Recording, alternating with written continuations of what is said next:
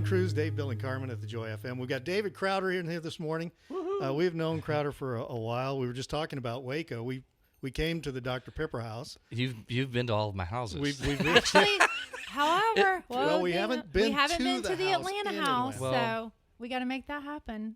I'm I do here. like I Okay. know a guy. Yeah. Okay. I still have the keys to it. That's good. Now, we were talking. You were just in Hawaii. I saw a picture on Instagram of you in Hawaii. Yes. So I want to start here because there are things we know about Crowder. There are things we expect about Crowder. The sneaker game is on point. Okay. Thanks. Always. Appreciate that. From the ankles up, you're basically a walking John Deere ad. But Tractors are cool, man. Like, so, I mean, we know that the music is going to be some kind of gumbo. It's going to be country and heavy beats and folk music, and it finds a way to just all work together, right? What we don't expect is Crowder on a surfboard. So this is what I want to talk about to start things off.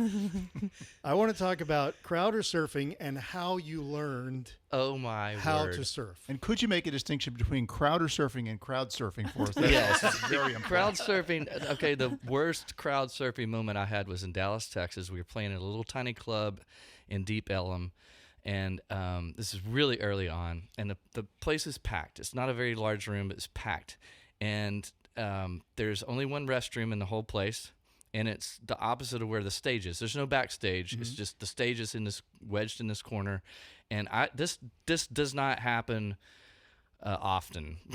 I typically know I've got a hour and a half to play, and I do my business beforehand. And man, we're about 15 minutes into this deal. I'm like, oh goodness, this is trouble. Like, I don't know if I'm gonna be able to make this whole set. And about 30 minutes in, I'm like, I'm not gonna make this whole set.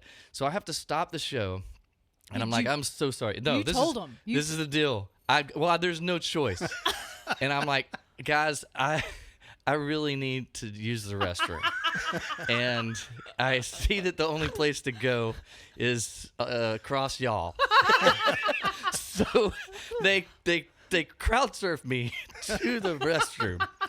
And I'm in the restroom, and you know the panic in a public where you just I had stopped a show because I had to go so bad, and I'm just in there, and I'm like, oh my word, this is not a time for stage fright. Like, they're waiting, man. You've got to speed this up. And all of a sudden the band starts playing the elephant dance. No, the chicken dance. The chicken dance. It's speeding up and speeding up. I'm like, come on, guy. So it works out, and I finish what I needed to do, and now I've got to get back to the stage. That's the worst crowd surf moment ever. After they know I'm done, and then they take me back. But you were so much lighter on the way back. That's true.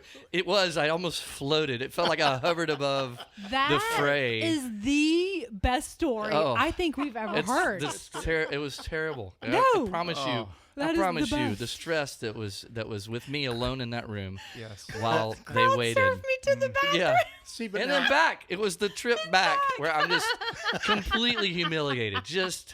And then the thing is, we had stopped a song like this is a tribute to my band. We'd stopped a song like midway through, and as soon as I got to the stage, somebody counted us off, and we picked it right back up where we left off. I was like, like you just hit the guys. pause button. Yes, wow. it was. Okay. That See, part now- was part was on the upside, but I can actually picture that though. I cannot picture Me on David a Crowder on the surfboard. beach Well, on a surfboard. Okay.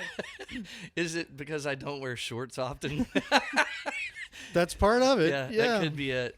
You don't have a classic surfer look. We'll no, just Well, he's got so, the beard. I mean, well- so here's what happened. yeah. When I was coming of age in making church music, there were a couple of bands that were really, really my go-tos. Dave Matthews Band, huge at the time, and grunge was huge at this time, late Right. 90s. And so Pearl Jam was like my jam. Pearl Jam was my jam. Eddie Vedder had to, sounded like he wished he was Mac Powell. You know?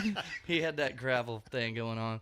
Well, so he was like a hero. In fact, one of the early formative moments. I had just been, as I said, helping with this church start. I'm trying to learn how to lead in corporate moments where you're leading groups of people singing, and I was being told, getting a lot of advice. Hey, you need to pick your keys right. The girls can only sing from here to here. Mm-hmm. Guys need to sing from here to here. So all this, so a lot of information. Well, I went to a Pearl Jam concert up in Dallas, as I was down in Waco at Baylor University. Went up to a Pearl Jam concert, and we're at this reunion arena. And there's 20,000 of us, and we're all there's no lyrics on the screen or anything, but we're singing every word at the top of our lungs. And I just thought, I think the advice I'm getting is wrong. I don't think Eddie for 1 second has thought about keys and what's going to sound best for the male voice or the female voice. And we're just screaming at the top of our lungs. And so it made me feel like, man, I think if you make music that's compelling and it gets to the interior of the human, it'll bring out in us things that, are guttural and real and feel authentic, and we just respond. Music is put together in a way that makes us respond. And so it shaped. Right. Eddie Vedder was formative for me and my leadership at church. And so I'm in Hawaii. We've gone there for a conference to play at, and we're staying at this classic old Waikiki, is the Royal Hawaiian. It's the pink hotel that you see in all the old school surf movies and whatever. We're staying there, and Tony and I had gone to the spa immediately upon landing, and I'm getting a massage, and the lady's like, "What do you do?" I'm like, "I play music." She goes, "Oh, I had a musician in here yesterday," and I'm like, "Oh, anybody I would know?" And then she says, "Eddie Vedder," and I'm like, "Okay, we're done here." and so I'm outside. I go, "Tony, you're not gonna believe this. Eddie Vedder is like staying here," and she's like, "Oh, you mean like right over there?" And like 16 feet away is Eddie Vedder, and I turn into fanboy. I'm like, it's ugly. It's like I don't know what to do with my hands, kind of deal. Right. And it takes me way too long to summon up the courage to like just say hello. And so I interrupt him reading a book. He's under his little canopy on the lounge chair beach thing, and I interrupt him. I walk back and forth a couple of times trying to decide what your approach was going to be. Yeah. And then finally like and so now I'm like awkwardly kneeling in the sand next to his lounge chair, which is not like cool, man. The words "Will you marry me?" come out. Yes. I'm taking a knee, and I go, "You're Eddie Vedder," and then I just stare at him for a while. Luckily, he's been in this situation before, and so he strikes up casual fan conversation, and then at some point it dawns on me. I go, "Hey, okay, I'm so sorry. I'm sorry. Our bus driver right now is long-haired John," and he's like, "Whoa, huh?" And he stops the honk, and he's like, "Wait. Okay, long-haired John drives you?" I'm like, "Yeah, long-haired John is our bus driver right now, and he's y'all's bus driver." And so I sit up front, and I just ask him questions about you. I'm sorry that sounds creepy, but I just sit up all night asking questions about you and your family. And he's like, "Okay, start over. What do you do? What's your deal?" I go, "I play church music and yada, yada, yada. And you've been super formative for me, and I just can't tell you. Thank you for what you don't know the effect you have on people, and it's changed the way I do what I do." And I was going to ask for a photo, but I don't want to bother you. And he's like, "Oh, no. I'm here all day. I'm hanging out with my kids. I'll grab you later."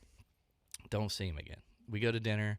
I tell the band, "You're not going to believe this, but I met Eddie. I met Eddie today, and it was awesome. He was so kind. I was so dumb, and he just was so accommodating." And then we get done with dinner. I'm coming back to the hotel, and I see Eddie. He's across the pool, and he throws his hands up as soon as he sees me, and he looks angry. And I at the time was on the phone. I go, "Hang on, I'm so sorry. Eddie Vedder is mad at me. I gotta hang up." So I hang up. Wow. And I go, and he goes, "Bro, where were you?" And I'm like, "I was here all day." He goes, "I've looked for you. You're the last thing on my list to do. I was going to be so upset if I didn't get it. We got to get this photo done." And I was like, "Oh, I know." And so we hung out for like 45 minutes just chatting about stuff. And then I'm wrapping up, and I go, "Hey, I saw your surfboard by your deal, and just on the occasion of meeting you, I know that you write a lot of songs in the ocean, and you scribble them on your surfboard. I know too much about you. I know, but I said I'm gonna learn. I saw people learning how to surf today. I'm gonna take some surf lessons tomorrow." And he goes, "Well, first of all, that's not a surfboard. That's a paddleboard." I go, "I don't know. Like, that's what I'm saying. I gotta learn these things." And then he says, so meet me at 7:30.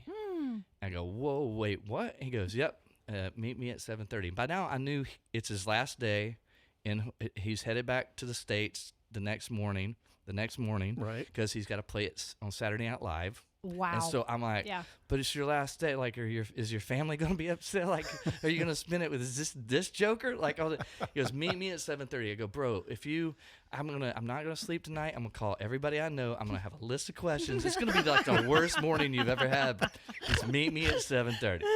So I show up at 7:15, and sure enough, me and Tony are walking to the beach, and he's standing on the beach. He's got 2 surfboards in hand. And I know it's Hawaii, so this probably happens all the time, but I have the photos to prove this. There are 2 rainbows coming out of the sky into the ocean, terminating into the ocean behind this man. And I under my breath as we're walking, I go, Tony, this might be my last day here. Like this, we may have peaked right now. And then we spent the morning, probably 2 hours, him just pushed me in the waves, taught me the first one. He got me up on, just shoved me into it, and there it was, just floating with my that is hero. amazing. Isn't that great? That The is dude, so cool. magical. So Eddie Vedder taught me how to surf at Waikiki, and when we're wrapping up, he's like, "Man, I've really got to go." I'm like, "Yeah, probably." And he points to Diamond Heads, this geographical feature that comes out around the beach, and he goes, "Man, you're gonna see that in movies and in books and on TV, and you're gonna be like, that's your spot, man. That's my spot. That's where I learned how to surf." And I go, "I might also mention you were here. You might be the punchline." Oh bro. my goodness! Yeah. Wow. Yeah. Wow. All right. So have you surfed since? Oh yes. It caught. That's cool. It's such a beautiful thing to sit out there, and it's pretty tough to deny that there's something afoot in nature that says there's a grandness that has designed us and this place. It's pretty beautiful. All right. So I think since we're in this kind of space and this kind of mood, we need to play a song that is apropos of the moment. So talk to us a little bit about Unstoppable, and then we'll play it. Okay, apropos to the moment. Yeah. If you'd have told me, if you'd have rewound to that little guy that's out in the waters, sitting, floating with Eddie, that one day you're going to have a song that you sing aloud the line, "Winter, winter, chicken dinner," I'd have been like, no way, bro. You got the wrong dude.